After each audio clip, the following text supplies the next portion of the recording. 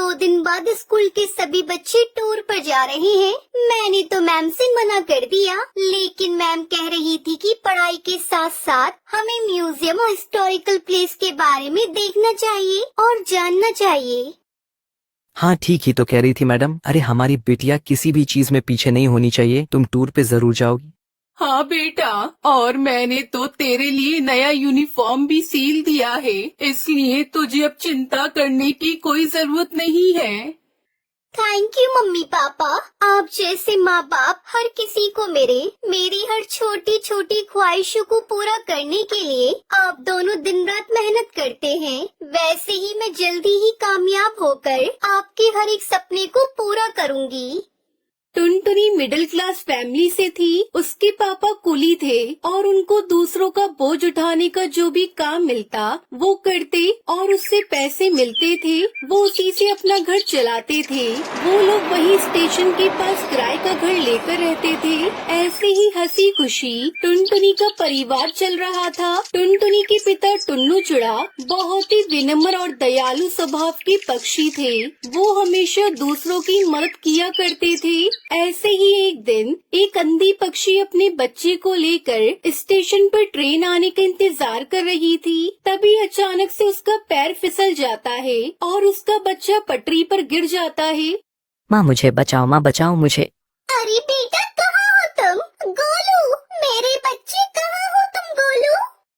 वो अंधी माँ बेबस होकर इधर उधर अपने बच्चे को तलाश रही थी। गोलू ट्रेन की पटरी पर रो रहा था और तभी उधर से तेज रफ्तार से हॉर्न देते हुए ट्रेन आ रही थी। तभी टुन्नू चुड़ा की नजर उस रोती हुई माँ और बच्चे पर जाती है। वो तुरंत ही सामान वहीं रखकर तेज रफ्तार से दौड़ते हुए पटरी पर जाता है और बच्चे को उठाकर स्टेशन पर रख देता है। तभी ट्रेन आ जाती है और टुन्नू चुड़ा अपने साहस भरे जज्बे के साथ उस बच्चे को तो बचा लेता है, लेकिन वो खुद को नहीं बचा पाता और उसकी वहीं मौत हो जाती है। ये खबर जब उसके घर वालों को पता चलती है तो उनके ऊपर मानो जैसे दुखों का पहाड़ टूट पड़ता है। वो लोग फूट फूट कर रोने लगते हैं। माँ पापा हमें छोड़कर कहाँ चले गए? माँ हमारा क्या होगा? माँ कौन मेरी हर इच्छा को पूरी करेगा? अब मुझे कौन पढ़ा लिखा कर अफसर बनाएगा? वहीं टुनटुनी की माँ टूनी की भी तबीयत खराब हो जाती है। अब घर की सारी जिम्मेदारी टुनटुनी चिड़िया पर आ जाती है। ऐसे ही 1 महीना बीत जाता है। माँ मैंने दाल और रोटी बनाई है, चलो माँ थोड़ा सा खाना खा लो। तुम खा लो बेटी, मुझे भूख नहीं है। माँ अगर आप नहीं खाओगी तो फिर मैं भी नहीं खाऊंगी। थोड़ा सा खा लो ना माँ। आपको इस तरह देखकर पापा को भी अच्छा नहीं लग रहा होगा। प्लीज माँ खा लो। उसके बाद टूनी चिड़िया थोड़ा खाना खाती है। इसी तरह समय बीत रहा था। इस बीच टुनटुनी का 10वीं का रिजल्ट आता है और वो अपने पूरे स्कूल में टॉप करती है। माँ आप तो खुश हो ना? काश आज पापा होते तो वो कितना खुश होते। पर देखना माँ, मैं जल्दी ही आगे की पढ़ाई पूरी करके अपने पापा का नाम रोशन करूँगी। टुनटुनी ये सब कह रही थी कि तभी वहाँ पर उसका मकान मालिक कड़कनाथ सेठ आ जाता है। देख टुनटुनी, अब तुम दोनों अपने रहने के लिए कोई दूसरा ठिकाना ढूंढ लो, क्योंकि यह घर मैंने किसी और को किराए पर दे दिया है। मालिक, घर देने से पहले एक बार आप हमसे पूछ तो लेते। यह मेरा घर है और इस घर में किसे रखना है यह मुझे तुमसे पूछने की जरूरत नहीं है। तुम्हारा पति एक अच्छा पक्षी था, इसलिए मैं अभी तक चुप था, लेकिन अब और नहीं। अब तुम दोनों माँ बेटी ये घर खाली कर दो। उसके बाद दोनों माँ बेटी रोते हुए घर से निकल जाती है। माँ अब हम कहाँ जाएंगे माँ? जहाँ भी किस्मत ले जाए बेटी। चल बेटी मेरे साथ चल। उसके बाद दोनों माँ बेटी घर की तलाश में निकल पड़ते हैं, लेकिन उन्हें कहीं कोई घर नहीं मिलता। वो दोनों एक सुनसान सड़क पर बस चले जा रही थी। तभी एक तेज रफ्तार गाड़ी आती है और टूनी चिड़िया को टक्कर मारकर चली जाती है। माँ ये आपको क्या हुआ माँ? अरे कोई है तो मेरी मदद करो। अरे कोई है। सुनसान सड़क पर उसकी मदद करने वाले वाला कोई नहीं था। तभी उसे वहाँ एक बस दिखाई देती है और टुनटुनी चिड़िया जैसे तैसे करके अपनी माँ को बस में बिठाकर उसे चलाते हुए हॉस्पिटल ले जाती है। देखिए चिड़िया, तुम्हारी माँ के सिर से काफी खून बह गया है, हमें ऑपरेशन करना होगा। तुम जल्दी से 1 लाख रुपए जमा करवा दो। डॉक्टर साहब, आप ऑपरेशन की तैयारी करिए, मैं अभी पैसे लेकर आती हूँ। टुनटुनी उसी बस में बैठकर रो रही थी। हे भगवान, पापा को तो पहले ही मैं खो चुकी हूँ। अगर माँ को कुछ हुआ तो मैं नहीं जी पाऊंगी। मुझे हर हाल में मेरी माँ की जान बचानी है, लेकिन मैं इतने सारे पैसे कहाँ से लेकर आऊंगी? तभी उस बस में से आवाज आती है, परेशान मत हो टुनटुनी चिड़िया, मैं परी लोक से आई हुई हूँ। मैं जादुई बस हूँ और तुम्हारे परिवार वालों की अच्छाई को देखते हुए ही रानी परी ने मुझे तुम्हारी मदद के लिए भेजा है। आज से तुम्हें घबराने की कोई जरूरत नहीं है। ये लो, ये पूरे 1 लाख रुपए हैं। जादुई बस, मैं तुम्हारा ये एहसान कैसे चुका पाऊंगी? थैंक यू बस, तुमने मेरी ऐसी मुश्किल समय में मदद की जब मेरा साथ देने वाला कोई नहीं था। उसके बाद टुनटुनी वो पैसे लेकर अपनी माँ का इलाज करवाती है। कुछ दिनों में उसकी माँ ठीक हो जाती है। फिर जादुई बस टुनटुनी चिड़िया से कहती है, अब तुम दोनों माँ बेटी जल्दी से मेरी बस में जाकर बैठ जाओ, मैं तुम्हें एक चमत्कार दिखाती हूँ। उसके बाद वो बस खुद ब खुद एक बस घर के रूप में बदल जाती है। टुनटुनी, आज से ये घर तुम्हारा है। तुम अब यहाँ अपनी माँ के साथ आराम से इस बस घर में रह सकती हो। और हाँ, तुम्हें इस घर में किसी भी तरह की कोई कमी नहीं होगी। वो सब तो ठीक है जादुई बस, लेकिन ये बस घर तो शहर से काफी दूर है। फिर मैं अपने स्कूल कैसे जाऊंगी? बस इतनी सी बात, मैं हूँ ना, मैं भला किस दिन काम आऊंगी।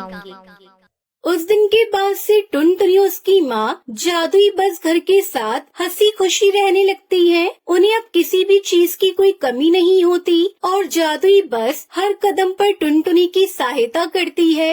गाजियाबाद के गांव में सरपंच का चुनाव होने वाला था। इस बार चुनाव में महिलाओं की सीट थी। टुनटुनी चिड़िया गांव के पक्षियों में रजाइयां बंटवाती है। टुनटुनी, ये मैं क्या सुन रहा हूँ? तू प्रधानी का चुनाव लड़ रही है? हाँ मामा, सही कहा आपने। लेकिन ये चुनाव के चक्कर अच्छे नहीं होते। ये सब तो पैसों का खेल होता है बेटा। हमारे पास तो इतने पैसे भी नहीं है। मामू, आप फिक्र मत कीजिए, मेरी कालू कौवे से बात हो गई है।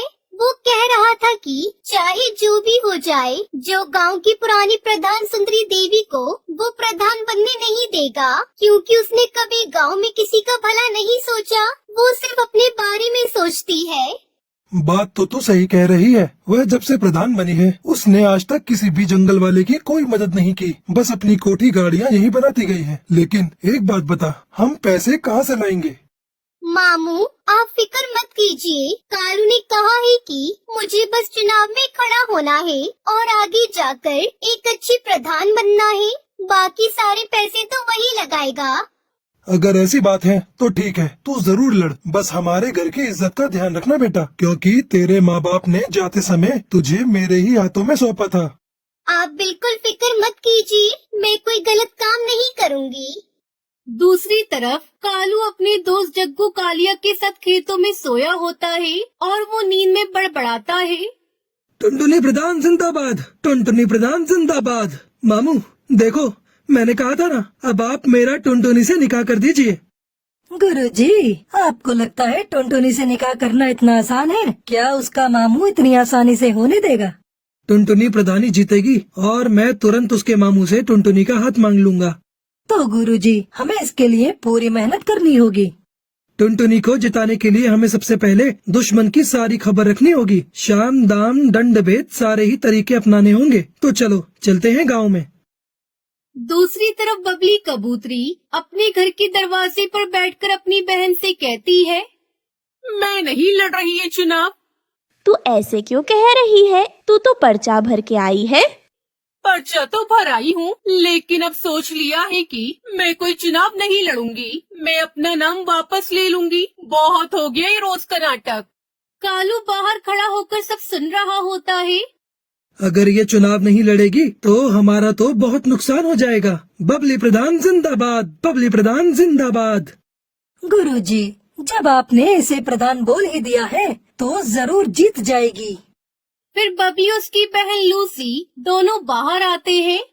अरे मैं नहीं लड़ रही चुनाव, हमारे घर में तो रोज की लड़ाई है। मुझे एक बाबा ने बताया है कि बबली के घर में प्रधानी जानी चाहिए, और तू ये सोचती है कि प्रधान बन जाएगी तो घर का काम कौन करेगा? अच्छा तो ये बात है, लेकिन अगर मैं चुनाव में हार गई तो ना घर की रहूंगी ना घाट की। तू तो रही पागल की पागल, तेरा कुछ नहीं हो सकता। तेरे को बोलकर कोई फायदा नहीं, मैं जा रहा हूँ। रुक जा, इतने विश्वास के साथ बोल रहा है तो मैं जरूर लड़ूंगी चुनाव। ये हुई ना बात, अब तेरी बात में कुछ वजन लग रहा है। मुझे तेरी सीट को मजबूत करने के लिए बड़े काम करने हैं। तू जल्दी से जा और 25,000 लेकर आ। 25,000 किस बात के? जो तेरे खिलाफ है उनको पैसे देकर ही तो तेरी तरफ करना होगा। मैं क्यों दूं पैसे? एक तरफ तो तू कह रहा है कि बाबा ने तुझे बताया है कि मैं ही चुनाव जीतूंगी, फिर तू पैसे क्यों मांग रहा है? बाबा ने ये भी बताया है कि तेरे दुश्मन पैसों से बड़े ताकतवर हैं और वे पैसे खर्च करके तुझे हराने की पूरी कोशिश करेंगे। अगर ऐसी बात है तो मैं पैसों में आग लगा दूंगी। अभी लेकर आती हूँ पैसे। बबली कबूतरी कालू को पैसे दे देती है। बबली प्रधान जिंदाबाद जिंदाबाद जिंदाबाद। अपने लिए 5-6 अच्छे सूट बनवा ले चुनाव के प्रचार में जाने के लिए। बाकी तेरे पोस्टर मैं बनवा दूंगा, उसके लिए पैसे अलग से दे दे मुझे। अलग से कैसे पैसे? 25,000 की जगह 30,000 दिए हैं। ठीक है, पोस्टर के खर्चे का बाद में देख लेंगे। अब मुझे बहुत काम करना है, जाने दो। बबली प्रधान जिंदाबाद जिंदाबाद जिंदाबाद। बबली प्रधान जिंदाबाद करते हुए वो वहाँ से आगे निकल पड़ता है। कालू पूरा माहौल बना देगा, तुझे प्रधान भी बनवा देगा। गुरुजी कमाल हो गया, 1 मिनट में 30,000। चलो सुंदरी प्रधान के घर। सुंदरी प्रधान जिंदाबाद जिंदाबाद जिंदाबाद। सुंदरी प्रधान जिंदाबाद। सुंदरी प्रधान जिंदाबाद करते हुए वो दोनों सुंदरी प्रधान के घर पहुँच जाते हैं। मेरे टक्कर का इस पूरे गांव में कोई नहीं है। प्रधानी का चुनाव तो मैं ही जीतूंगी। हाँ सुंदरी प्रधान, तुम बिल्कुल ही सही कह रही हो, तुम ही जीतोगी। मैं तो स्कूल में खड़ा होकर सारे वोट तुम्हारे ही नाम पर डलवाऊंगा। मेरा बस चले तो सबको भगाकर खुद ही तुम्हारे नाम पर वोट डाल दूं। कालू तू याद रखना मुझे। इसमें याद वाली क्या बात है? मेरे दादा परदादा, इसके दादा परदादा सब हमेशा से ही तेरे साथ हैं। बस कालू तूने कह दिया, तेरा साथ है तो आधा चुनाव तो मैं अभी जीत गई। अब तू एक काम कर, थोड़े कंबल ले जा और गांव में बंटवा दे।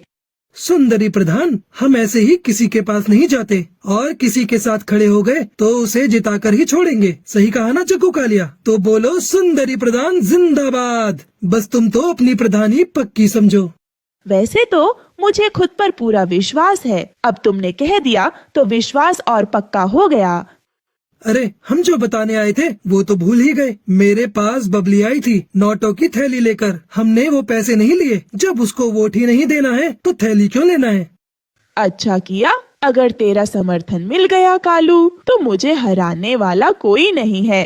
तुझे समर्थन चाहिए या वोट चाहिए? बस समर्थन तो हम तेरे लिए ले ही आएंगे, और जो वोट नहीं देगा उसे खिला पिला कर तेरी तरफ कर देंगे। मुझे तेरे से यही उम्मीद थी कालू, तू जिस चीज पर हाथ रख देगा वो तेरी होगी। बस एक बार मुझे चुनाव जीत जाने दे, जिस चीज की भी जरूरत हो आकर ले जाना।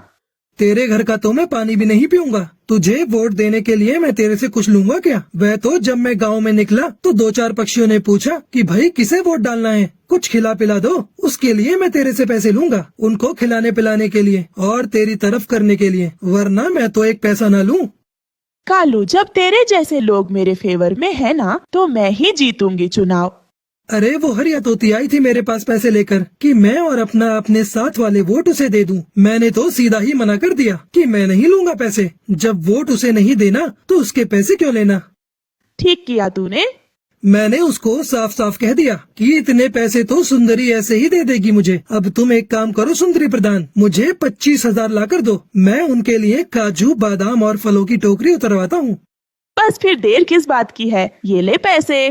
वो सुंदरी प्रधान जिंदाबाद करते हुए वहाँ से निकल जाते हैं। दूसरी तरफ हरिया तोती के घर उसका पति तोताराम परेशान था। क्या सोच रही हो?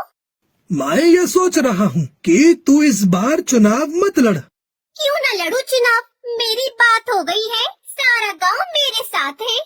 अरे 2 बार तो मैं भी चुनाव लड़ चुका, देख हार के बैठा हूँ। तुम हार गए लेकिन मैं तो जीतूंगी।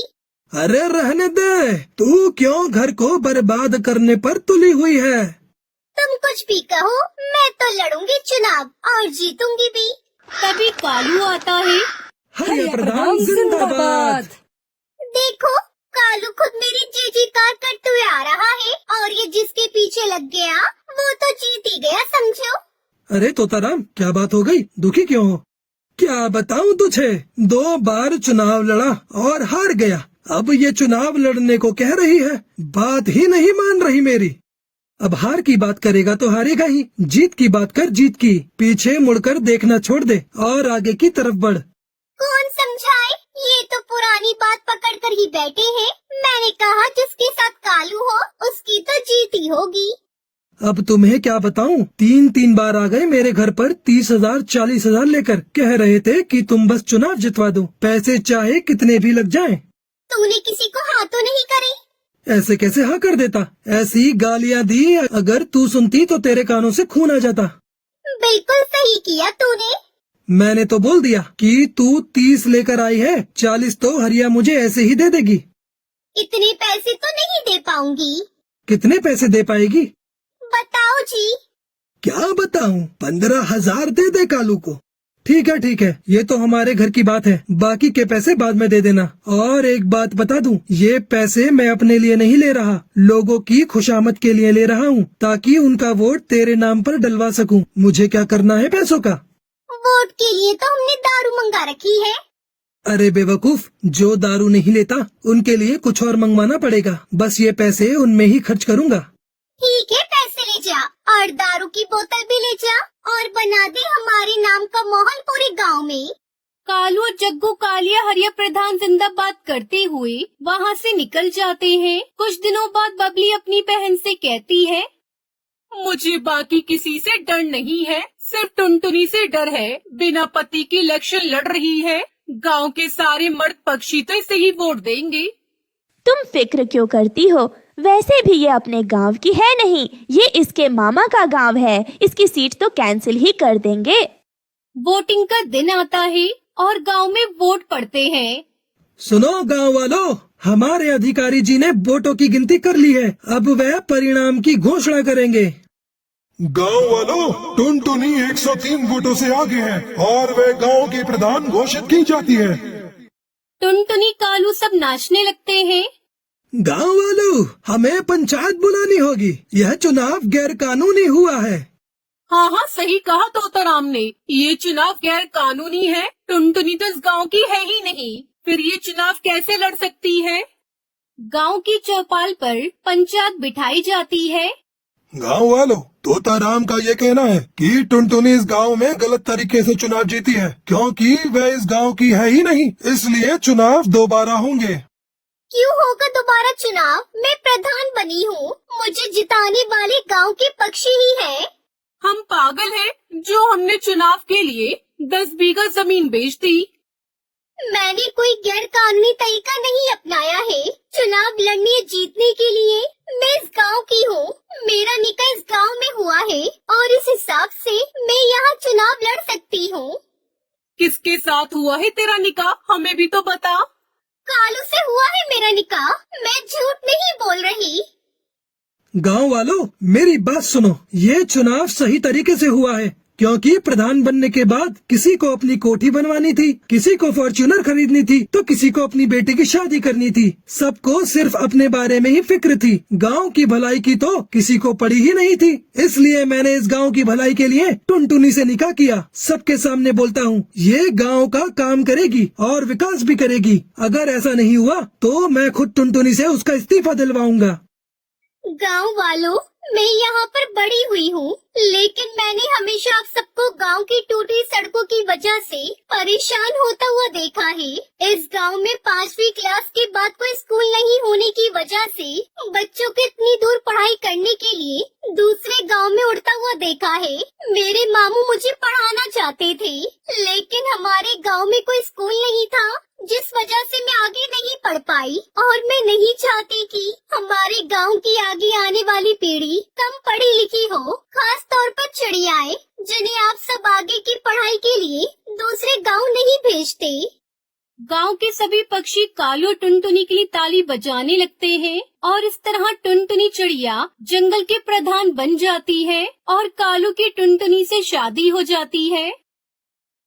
एक जंगल में एक कालू कौवे नाम का एक किसान रहता था। उसके पास जादुई सोने का सेब का पेड़ था और उसके 2 बेटे थे जो उसके काम में उसकी मदद करते थे। वो रोज पेड़ से सेब तोड़ा करते और उन्हें गिना करते थे। एक दिन कालू कौवे को अपने सेब कुछ कम नजर आने लगते हैं। फिर वो प्रतिदिन उन्हें गिना करता था और रोज उसका एक सेब कम हो जाता था। फिर वो अपने बेटों से क्रोधित होकर उनसे कहने लगा, लगता है कोई पक्षी हमारे सेब लेकर जा रहा है। हाँ पिताजी, लगता है कोई हमारे बाग से चोरी कर रहा है। हमें पेड़ पर नजर रखनी होगी। हाँ पिताजी, हम उन्हें पकड़कर जरूर सजा देंगे ताकि वो दोबारा ऐसा करने से पहले 100 बार सोचें। ठीक है, पर इसकी जिम्मेदारी कौन लेगा? दोनों बेटे आगे आते हैं और फिर कालू कौवा अपने बड़े बेटे को इसकी जिम्मेदारी दे देता है। फिर बड़ा बेटा रात को उस सोने के सेब के पेड़ की रखवाली कर रहा होता है और पूरी रात जगते जगते वो थककर सो जाता है। देखो, फिर सुबह एक सेब कम हो गया। अब इस सेब के पेड़ की रखवाली की जिम्मेदारी मैं अपने छोटे बेटे को देता हूँ। फिर कालू कौवा रखवाली करने की जिम्मेदारी अपने छोटे बेटे को दे देता है। छोटा बेटा जब रखवाली कर रहा होता है तब रात 12 बजे हवा में कुछ आहट होती है और एक पंछी जो असली सोने का होता है वो उड़ता हुआ वहाँ आ गया और अपनी चोंच से सेब को टक टक करने लगा। अरे, लगता है ये वही पंछी है जो रोज हमारे सेब को चुरा रहा है। फिर वो उस पर तीर चला देता है, लेकिन तीर से पंछी को कोई नुकसान नहीं पहुंचता। सिर्फ एक सोने का पर उसकी पूंछ से गिर जाता है और वो पंछी उड़ भागता है। सुबह जब कौवे का छोटा बेटा उस पंख को लेकर कालू कौवे के पास जाता है। अरे, ये पंख तो सोने का है और बहुत कीमती लगता है। ये सोन पक्षी तो हमें सोने के अंडे भी देगा। इसे हम किसी भी कीमत पर अपने हाथ से जाने नहीं दे सकते। दोनों बेटे उस पंख को देखने लगते हैं। हाँ, लगता है ये इन सेब के पेड़ से भी ज्यादा कीमती है। हाँ, क्यों ना हम ऐसा करें, उस पक्षी को पकड़ें, फिर हमारे पास इस सेब के पेड़ से भी कीमती खजाना होगा। हाँ पिताजी, हमें इस पक्षी को पकड़ना चाहिए इससे पहले कि कोई और उसे पकड़ ले। पर इसे पकड़ने कौन जाएगा? अगर हम तीनों चले गए तो इस सेब के पेड़ की देखरेख कौन करेगा? ये जिम्मेदारी मैं लेता हूँ। मैं उस पक्षी को पकड़ लाऊंगा। आप मुझ पर भरोसा करें। ठीक है, तुम जाओ और अपना ख्याल रखना। जल्दी ही सोन पक्षी को पकड़कर मेरे पास ले आना। बड़ा बेटा लालच में पक्षी को पकड़ने निकल पड़ता है। रास्ते में उसे एक चालाक लोमड़ी दिखाई देती है। वो उसे रोकती है और उसे कहती है, मैं जानती हूँ तुम यहाँ किसकी तलाश में आए हो। अच्छा, तुम्हें कैसे पता? मेरी बात ध्यान से सुनो। जिस सोन पक्षी की तुम्हें तलाश है वो एक गुफा में रहती है जिसका दरवाजा खुल जा सिम सिम बोलने से खुलता है। वो लोमड़ी की आधी बात सुनकर ही जल्दी से गुफा की ओर जाने लगता है। वो गुफा के सामने पहुंचता है तो खुल जा सिम सिम कहता है और दरवाजा खुल जाता है। फिर वो अंदर जाता है और देखता है वहाँ सोने का पक्षी और चारों तरफ बहुत सारा खजाना होता है जो बहुमूल्य आभूषण से भरे होते हैं। अरे, यहाँ खजाना तो पक्षी से भी ज्यादा कीमती लगता है। मैं ऐसा करता हूँ, पक्षी की जगह खजाना ले जाता हूँ। जैसे ही वो बाहर की ओर आने लगता है तभी दरवाजा बंद हो जाता है और वो वहीं रह जाता है। कुछ दिन बीत जाते हैं पर कालू कौवे का बड़ा बेटा वापस नहीं आता है। लगता है वो रास्ता भटक गया है, अब तक वापस नहीं पहुंचा। कहीं उसे कोई नुकसान तो नहीं पहुंच गया? पिताजी, मैं ये जिम्मेदारी लेना चाहता हूँ। मैं सोन पक्षी और भाई दोनों को ढूंढ के ले आऊंगा। ठीक है, पर तुम जल्दी लौटाना, मुझे तुम्हारी चिंता रहेगी।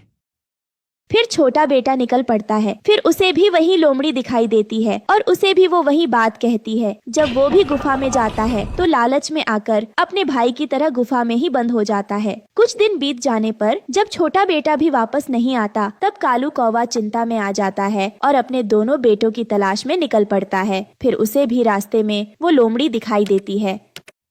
मुझे पता है तुम क्या ढूंढ रहे हो। मैं अपने दोनों बेटों की तलाश में आया हूँ। अच्छा, वही दोनों बेटे जो सोन पक्षी को ढूंढ रहे थे। तुम्हें कैसे पता? हाँ, मैं जानती हूँ। मैंने ही उन्हें गुफा का रास्ता बताया था जहाँ सोन पक्षी रहती है। अच्छा, जब तुमने रास्ता बताया तो वो अब तक वापस कैसे नहीं आए? क्योंकि तुम्हारे बेटे पूरी बात सुने बिना ही जल्दी से चले गए। अच्छा, तो तुम मुझे बताओ उस गुफा के बारे में और वहाँ कैसे जाना है। फिर लोमड़ी उसे सारी बातें बताती हैं और वो भी सब सुन गुफा की ओर चल पड़ता है। गुफा के सामने पहुंचता है तो खुल जा सिम सिम कहता है, जिससे दरवाजा खुल जाता है और वो अंदर चला जाता है।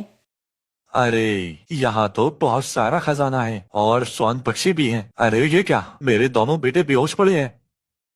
ये देख वो रोने लगता है। उसके रोने की आवाज सुन गुफा में से आवाज आती है, तुम भी इन्हीं की तरह यहाँ लालच में आए हो क्या? नहीं नहीं, मैं तो अपने दोनों बेटों को ढूंढने आया हूँ। अच्छा, तेरे दोनों बेटे लालच में आकर मेरा खजाना ले जा रहे थे, इसलिए यहाँ बंद हो गए हैं। आप इन्हें माफ कर दो, अब हम ऐसा कभी नहीं करेंगे और सोन पक्षी भी नहीं चाहिए। पर मैं तुम्हें क्यों माफ करूं? आप मुझ पर दया करो। अगर आप मुझे माफ कर दोगे तो सोन पक्षी जब चाहे तब मेरे पेड़ से सेब खा सकता है। अच्छा, हाँ, अब हम लालच नहीं करेंगे। मुझे मेरे दोनों बेटे लौटा दो। ठीक है, अब तुम जा सकते हो।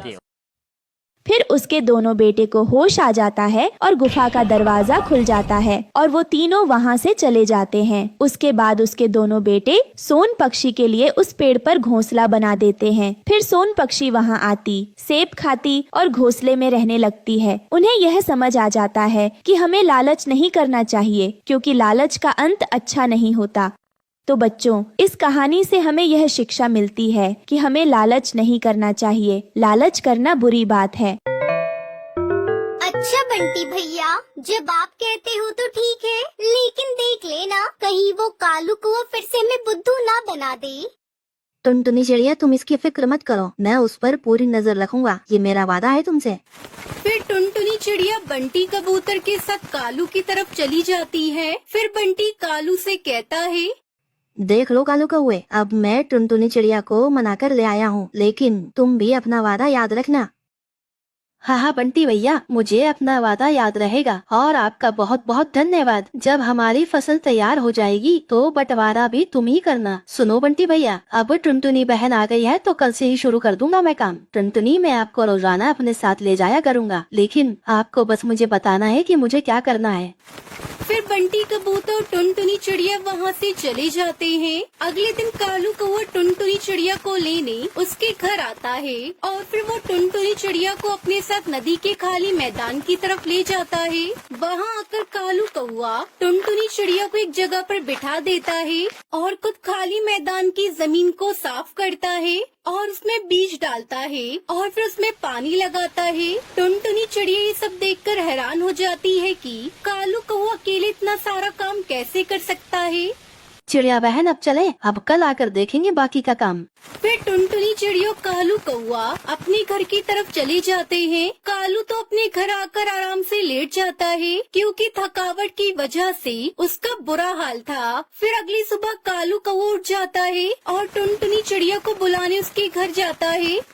टुनटुनी बहन, मैं इसलिए आया था कि आज तुम मेरे साथ फसल देखने मत जाओ, मैं खुद ही जाकर फसल दिखाऊंगा, क्योंकि तुम्हें और भी काम होंगे, तुम वो कर लेना। मैं शाम को आकर तुम्हें फसल के बारे में बता दूंगा। फिर कालू कौवा वहाँ से चला जाता है और टुनटुनी चिड़िया कालू के इस बर्ताव पर बहुत हैरान थी। फिर ऐसे ही दिन और रात गुजरते गए। टुनटुनी बहन, अब हमारी फसल तैयार होने वाली है और मुझे पूरी आशा है कि हमारी फसल अच्छे से तैयार होगी। हाँ कालू भैया, आपने मेहनत जो इतनी ज्यादा की है। मेरे ख्याल से हम 2 दिन बाद अपनी फसल काट लेंगे और मैं बंटी भैया को भी बता कर आता हूँ कि 2 दिन बाद आकर वो हमें फसल बांट दें। फिर कालू बंटी के पास चला जाता है। बंटी भैया, तुम परसों आ जाना और हमें फसल बांट देना। अच्छा ठीक है कालू, मैं आ जाऊँगा। फिर कालू कौवा वहाँ से चला जाता है और बंटी उसके बाद सीधा टुनटुनी चिड़िया के पास आता है। टुनटुनी बहन, हमें आज रात को ही सारी फसल काट लेनी है। बंटी भैया, मेरा दिल नहीं मान रहा है। पता नहीं क्यों मुझे कालू पे तरस आ रहा है। उसने इस बार बहुत मेहनत की है। टुनटुनी, कालू को सबक सिखाना बहुत जरूरी है और तुम भी मेहनत करती रहो, और उसने तुम्हारे साथ धोखा करके अच्छा नहीं किया। फिर टुनटुनी चिड़िया खामोश हो जाती है और फिर वो दोनों रात को आकर सारी फसल काट कर ले जाते हैं। सुबह जब कालू कौवा वहाँ आता है तो उसकी तो चीखें निकल जाती हैं और वो ये सब देखकर जल्दी से चिल्लाता हुआ सीधा टुनटुनी चिड़िया के पास आता है। हम लुट गए, बर्बाद हो गए।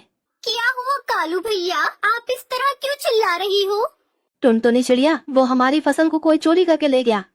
कालू, मुझे तुमसे यही उम्मीद थी। हर बार की तरह तुम आज भी झूठ बोल रहे हो ना, ताकि सारी फसल तुम हथिया लो। नहीं टुनटुनी चिड़िया, तुम मेरा विश्वास करो। कालू, कितना विश्वास करो तुम्हारे ऊपर। तभी वहाँ बंटी भी आ जाता है। फिर कालू कौवे से सारी बात बताता है। कालू, क्या ये तुम्हारी खुद की कोई चाल तो नहीं है? बंटी भैया, अगर तुम्हें विश्वास नहीं है तो आप जाकर मेरे घर की तलाशी ले लो। कालू, अब तुम्हें पता चला तुमने इतनी ज्यादा मेहनत की और आखिर में तुम्हें क्या मिला? कुछ भी नहीं। तुम्हारे दिल पर क्या गुजरी होगी तो सोचो। टुनटुनी चिड़िया को तुमने जब इतनी बार धोखा दिया है तो उस पर क्या बीती होगी। हाँ बंटी भैया, एकदम ठीक कहते हो। यह उसी की सजा मुझे मिल रही है। मुझे टुनटुनी के साथ ऐसा नहीं करना चाहिए था, लेकिन अब मुझे रोना भी नहीं चाहिए क्योंकि मैंने जो किया मुझे उसकी सजा मिल रही है। लेकिन प्लीज आप मुझ पर शक न करना। फिर कालू कौवा जैसे ही जाने को होता है, टुनटुनी चिड़ियों से आवाज लगाकर रोकती है और उसे सारी बात बता देती है। तब कालू कहता है, टुनटुनी चिड़िया, तुम कितनी अच्छी हो। इतना कुछ होने के बाद भी तुम मुझे सच बता रही हो, और मैं कितना बुरा था। कालू भैया, अब मुझे आप पर विश्वास हो गया है, इसलिए आप फिर कभी दूसरों के साथ ऐसा ना करना, क्योंकि जब ये बात आप पर बीतती है तो बहुत बुरा लगता है। फिर टुनटुनी चिड़िया गेहूं की फसल लाकर कालू को देती है, लेकिन कालू सारी फसल नहीं लेता। वो टुनटुनी चिड़िया को उसका हिस्सा दे देता है और वो दोनों खुशी खुशी अपनी फसल को बाजार में जाकर बेचते हैं। टुनटुनी चिड़िया बहुत मेहनती थी। उसे खेती करना बहुत पसंद था। वो बदलते मौसम के अनुसार तरह तरह की खेती किया करती थी। एक दिन टुनटुनी चिड़िया अपने पड़ोस में रह रहे बंटी कबूतर से कहती है, अरे बंटी भैया, मैंने सुना है कि आप बाजार जाने वाले हो। हाँ चिड़िया, आज मैं बाजार जाऊंगा। अपनी पत्नी के लिए एक हार जो लाना है, वो कई दिनों से जिद कर रही है। बंटी भैया, मेरे ये पैसे ले जाओ और मेरे लिए इनसे प्याज के बीज ले आना।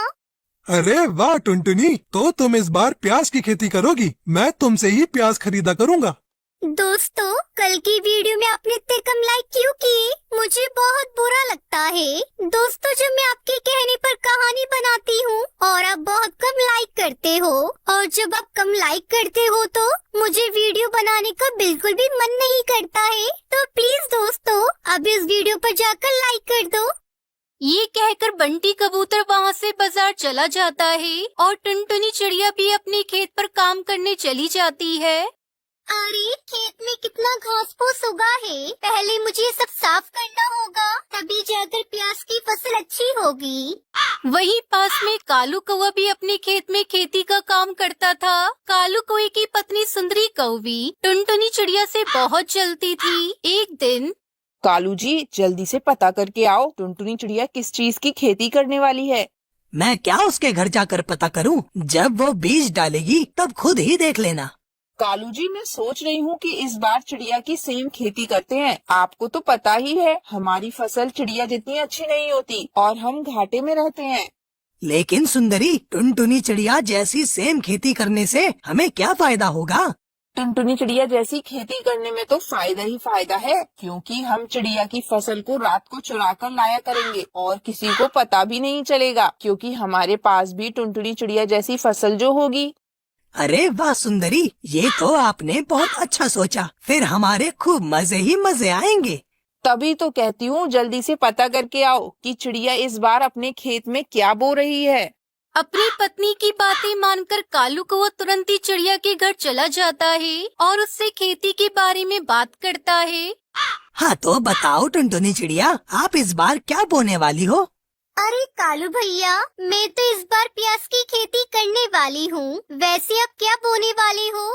अरे इस बार तो मैंने भी प्याज की खेती करने का फैसला किया है। मैं तो बस आपको बताने आया हूँ, अब चलता हूँ। फिर कालू कौवा अपने घर चला जाता है और सुंदरी को बताता है कि चिड़िया इस बार प्याज की खेती करने वाली है। कालू जी जल्दी से बाजार जाओ और प्याज के बीज लेकर आओ। अपनी पत्नी के कहे अनुसार कालू कौवा बीज लेने चला जाता है और अगली सुबह वो अपने खेत में बीज डालने चले जाते हैं। वो बीज डालने ही वाले थे कि तभी वहाँ पर टुनटुनी चिड़िया भी आ जाती है। अरे कालू सुंदरी, आप ये क्या कर रहे हो? तुझे दिख नहीं रहा? अपने खेत में प्याज के बीज बो रहे हैं, भला और क्या करेंगे।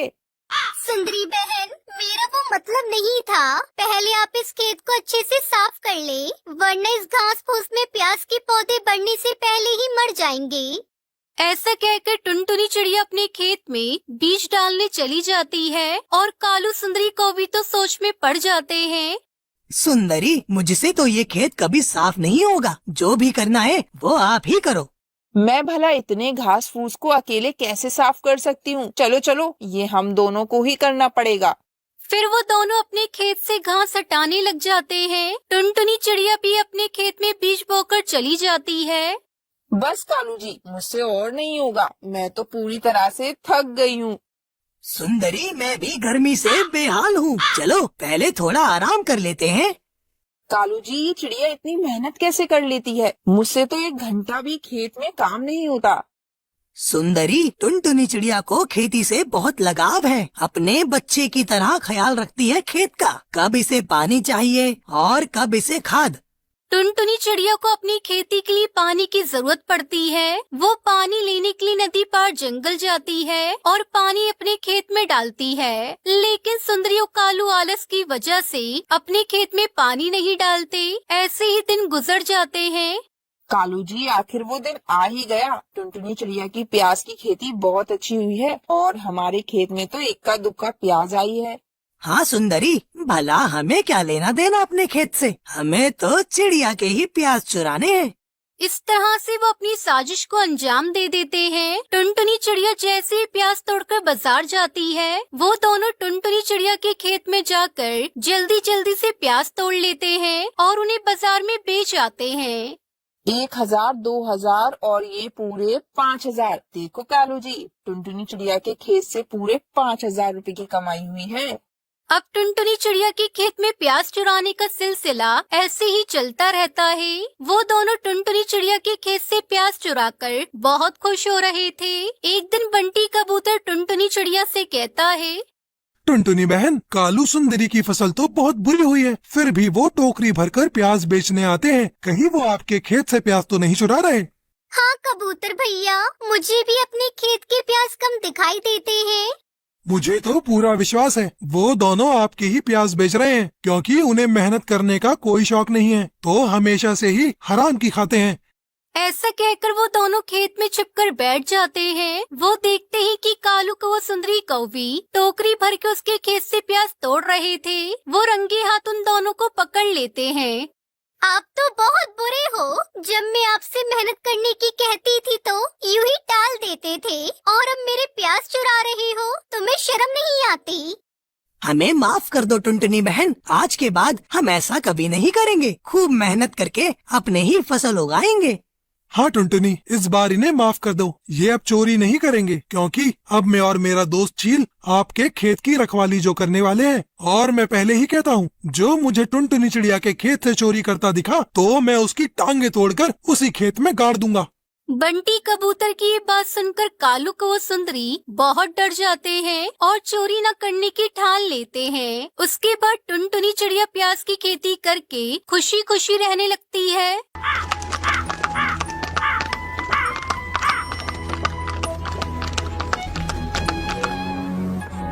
रामपुर के जंगल में कालू कौवा अपनी पत्नी टुनटुनी के साथ रहता था। उसके 2 बच्चे थे, पिंकी चिड़िया, सुनहरी चिड़िया। कालू कौवा अपने खेत में तरह तरह की सब्जियां उगाया करता था। बाजार में जिस सब्जी की ज्यादा डिमांड होती, कालू उसी सब्जी की खेती करता। एक दिन उसकी पत्नी टुनटुनी उससे कहती है, अजी सुनते हो, आज बाजार से प्याज खरीद कर लेते आना।